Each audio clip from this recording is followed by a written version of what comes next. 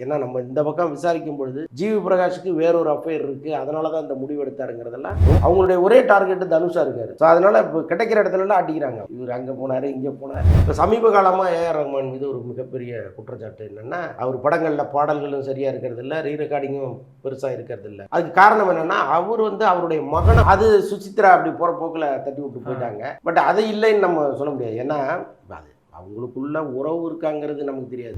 தனுஷும் அங்கே போய் உட்காந்துட்டாரு.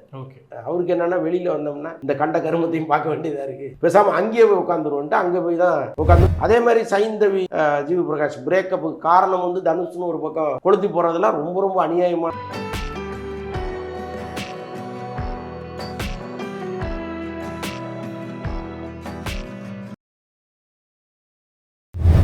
வணக்கம் வணக்கம், welcome to paper wait Tamil. ஒரு பெரிய கேப்புக்கு அப்புறமா வெயிட் பண்ணுறோம், பயங்கர ஹாப்பி. ரீசெண்ட் டைம்ஸில் சோஷியல் மீடியா இருக்கட்டும், இன்டர்நெட்டே கதிகலங்க வச்சுருக்காங்க. அண்ட் தொடர்ந்து டிவோர்ஸாக நடந்துகிட்ருக்கோம். ரீசெண்ட் டைம்ஸில் ஜிவி பிரகாஷ் இந்த ஏஆர் ரஹ்மான் சார் வீட்டில் ஏதோ பேச்சுவார்த்தையெல்லாம் போயிட்டுருக்கு, கூடிய சீக்கிரம் இணைஞ்சிருவாங்க அப்படின்ற மாதிரிலாம் சொல்லுவாங்க. நீங்கள் அதை எப்படி நான் பார்க்குறீங்க? இல்லை, ரஹ்மான் இதில் தலையிடலன்னு தான் நான் கேள்விப்பட்ட வரைக்கும் உள்ள தகவல். என்னென்னா, இப்போ ரஹ்மானுக்கும் ஜிவி பிரகாஷுக்கும் நெருக்கமான உறவு.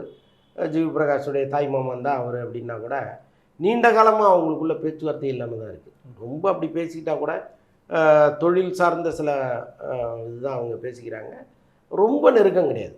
இப்போ இவர் குடும்பத்தில் இப்படி ஒரு விரிசல் வந்திருக்கு அப்படின்னா, ரஹ்மான் அதில் உட்காந்து தலையிட்டு ரெண்டு பேரையும் கூப்பிட்டு பேசுகிற அளவுக்கு அவர் ஒரு நெருக்கமாக இல்லைங்க. ஸோ அதுதான் நம்ம கேள்விப்பட்டது. பட்டு ஜிவி பிரகாஷுடைய அப்பா ரொம்ப ரொம்ப நல்லவர், அவர் மீது மிகப்பெரிய மரியாதை எல்லா இடங்கள்லையுமே இருக்குது. இப்போ அவர் மகனுக்கு அட்வைஸ் பண்ணாமல் விட்டுட்டாரா அப்படின்லாம் பல பேர் கேட்குறாங்க. ஒருவேளை அவர் மருமகளோட பேசி, இல்லைம்மா ஏதோ உங்களுக்குள்ள 1000 பிரச்சனைகள் இருந்தாலும் நீங்கள் அதை சரி பண்ணிக்கலாம் அப்படிங்கிற இடத்துக்கு நிச்சயமாக உங்களை கொண்டு வரலாம். நிச்சயமாக அதுக்கான வாய்ப்புகள் இருக்குது.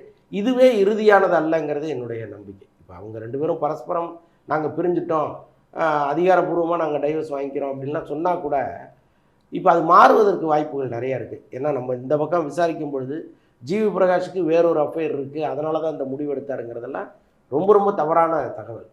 அதே மாதிரி சைந்தவி ஜிவி பிரகாஷ் பிரேக்கப்புக்கு காரணம் தனுஷ்னு ஒரு பக்கம் கொளுத்தி போகிறதெல்லாம் ரொம்ப ரொம்ப அநியாயமான. ஒரு மீமே பார்த்தேன், மெட்ராஸ் பார்த்தீங்கன்னா ஒரு செவுரு இருக்கும்ல, அதுல இவரோட போட்டோ வச்சு அமலாபால், அதுக்கப்புறம் இவரு ஜிவி பிரகாஷ், யாரெல்லாம் ரீசெண்டா டிவோர்ஸ் ஆச்சோ அவங்க எல்லாரையும் போட்டு இவர் தான் காரணம் அப்படின்னாங்க. அது எப்படின்னா அது உண்மையா? அதுதான் ஒரு சந்தர்ப்பம் கிடைக்கும்போது எல்லாரும் சேர்ந்து கல்லெடுத்து அடிக்கிறது தான். ஒன்றும் இல்லை, இப்போ சவுக் சங்கர் சிக்கிட்டாரு, ஒரு 10 வருஷமா அவர் மேலே இருந்த எல்லா புகாரையும் அள்ளி கொண்டு போடலையா? ஸோ அந்த மாதிரி தனுஷ் இப்போ இந்த விவகாரத்தில் அவரை தேவையில்லாமல் கொண்டு உள்ளே நுழைச்சி ஏற்கனவே அவர் இப்படி பண்ணியிருக்கிறாரு தெரியும்ல, அதனால தான் இந்த குடும்பத்தோடு அவருக்கு ஒரு நெருக்கம் வந்துச்சு அப்படி இப்படின்னு என்னத்தையாவது சொல்லி இவங்க இந்த சைந்தவியும் ரொம்ப தரக்குறைவாக பேசுகிறாங்க. அது ரொம்ப கேட்கவே சைக்கிள். அப்படிலாம் நம்ம சொல்ல முடியாது. இவங்களும் இவங்களுக்கு வேற ஒரு அஃபேர் இருக்கிறதெல்லாம் நமக்கு தெரியல விசாரித்த வரைக்கும். ஸோ அதனால் ரொம்ப சீக்கிரமாக அவங்க மீண்டும் இணைவதற்கான வாய்ப்புகள் இருக்குன்னு தான் நான் பார்க்குறேன்.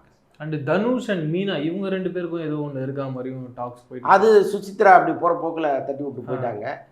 பட் அது இல்லைன்னு நம்ம சொல்ல முடியாது. ஏன்னா அது அவங்களுக்குள்ள உறவு இருக்காங்கிறது நமக்கு தெரியாது. புரியுது, ஒரு பேச்சுவார்த்தை இருக்கும், ஒரு ஆறுதலுக்கு அவர் பேசியிருக்கலாம், அதை இவங்க தப்பாக புரிஞ்சிருக்கலாம்.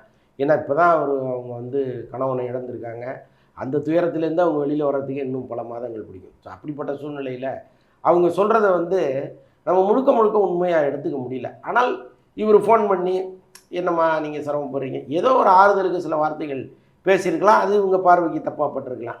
அவங்களுடைய ஒரே டார்கெட்டு தனுஷாக இருக்கார். ஸோ அதனால் இப்போ கிடைக்கிற இடத்துலலாம் அடிக்கிறாங்க.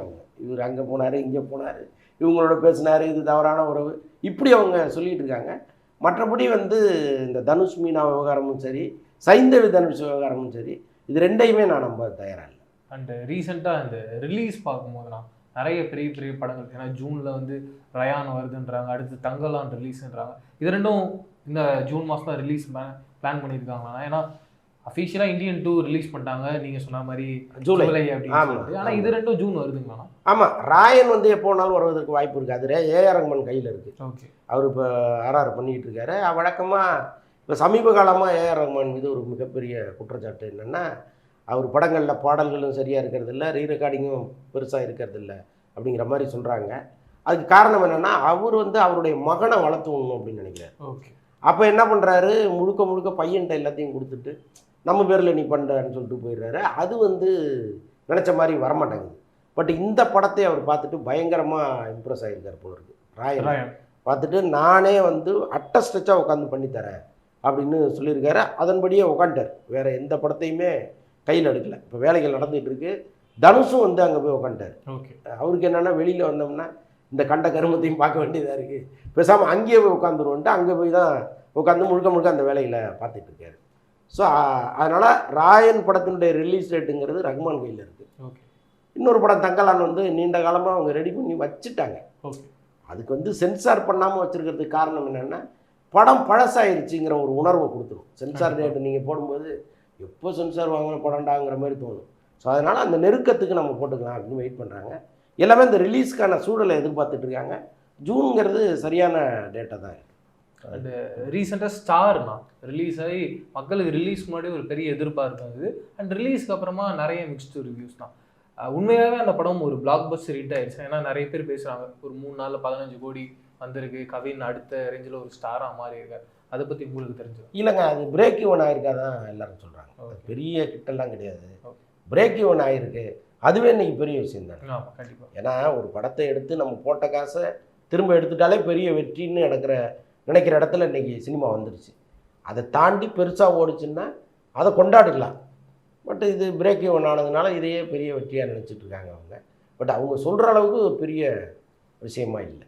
அண்டு ரீசெண்ட் டைம்ஸில் டிராகன்ற டைட்டிலில் பிரதீப் ரங்கநாதனுடைய படத்தோட அனௌன்ஸ் பண்ணுறதுனா அதே டைட்டிலில் பிரசாந்த் நீலும் ஜூனியர் என்டிஆர் வச்சு டிராகன்ற டைட்டில் ரிலீஸ் பண்ணுறாங்க. இந்த டைட்டில் இங்கே ரிலீஸ் ஆகும்போது ஏதாவது பிரச்சனைகள் உள்ளாகணும்? ஏன்னா அது பேன் இண்டியா படமாக தான், அதுவும் பிளான் பண்ணி தான், இதுவும் பிளான் பண்ணி, அதுக்காக கேட்குறேன். இல்லை அதுதாங்க. இப்போ என்னென்னா அந்த அமைப்புகள் இது வந்து தமிழ் திரைப்பட தயாரிப்பாளர் சங்கத்தில் பதிவு பண்ணியிருப்பாங்க. அது வந்து ஃபிலிம் சேம்பரில் பண்ணியிருக்க வாய்ப்பு இருக்குது. இல்லைன்னா தெலுங்கு இதில் பண்ணியிருப்பாங்க. இப்போ அது இந்த ஸ்டேட்டஸ் தான். இப்போ பிரதீப் ரங்கநாதன் தமிழ்நாட்டை தாண்டி வெளியில் போக போகிறதில்ல. பட் அவங்க இங்கே வருவாங்கல்ல, அது ஒரே ரிலீஸ் டேட்டாக இருந்தால் பிரச்சனை இல்லைன்னா அதில் ஒரு பெரிய பிரச்சனை கிடையாது. அண்டு தங்கலானுடைய ரிலீஸ் தான் அது எப்போ நடக்கும்? இப்போ நீங்கள் சொன்னீங்க அந்த இதெல்லாம் இருக்குன்னு சொல்லிட்டு, இருந்தாலும் அந்த ரிலீஸ் டேட்டுன்றது அவங்க ஜூன் சொல்லிட்டு தொடர்ந்து சுற்றி இருக்கவங்க பேசிகிட்டு இருக்காங்க. ஜூன் தான் அவங்க பிளான் பண்ணியிருக்காங்களா? இல்லை, ரொம்ப நாளாக வந்து பாரஞ்சித்து தான் அதை வெயிட் பண்ண சொல்லியிருக்கிறார். ஓகே. அது என்னென்னா அந்த ஃபெஸ்டிவலுக்கெல்லாம் அனுப்பி ஒரு பெரிய அளவுக்கு விருதுகளை குவிச்சிட்டு வந்த பிறகு இங்கே ரிலீஸ் பண்ணலாங்கிறது அவருடைய நோக்கம். அப்புறம் அதில் ஏதோ சிக்கலாகி அதுக்கு பெருசாக அவங்க போகலை. இப்போ விக்ரமும் ஒரு பக்கம் அதுக்காக வெயிட் பண்ணி படங்களை ஒத்துக்காமலே இருந்தார். அப்போ திடீர்னு சரி இதுக்கு இவ்வளோ நேரம் நம்ம வெயிட் பண்ணுறதுக்கு நம்ம வேறு படங்களை பண்ணிடலாம், ஏன்னா அது எப்போ பண்ணுவாங்கன்னு அவருக்கே தெரில. ஸோ அதனால் அவர் போனார். இப்போ ஃபைனலாக ஏதோ பேச்சுவார்த்தை நடத்திக்கிட்டே இருக்காங்க. பாரஞ்சித்தும் நீங்கள் பண்ணிவிடுங்க, ஃபிலிம் ஃபெஸ்டிவல்லாம் நம்ம அப்புறம் பார்த்துக்கலான்னு இப்போ சொல்லியிருக்காரு. ஸோ அதனால் இப்போ சொன்ன மாதிரி ஜூனில் வரதுக்கு வாய்ப்பு உண்டு. கூலி எந்த ஸ்டேஜில் நான் இருக்கு? ஏன்னா ஒரு பெரிய எக்ஸ்பெக்டேஷன் ரஜினி அண்ட் லோகேஷ் சேர போகிறாங்க. ஆமாம், அது என்ன ஸ்டேஜில்? அது ஜூனில் வந்து ஒரு நாள் ஏதோ நாள் சொல்லியிருக்காரா ரஜினி.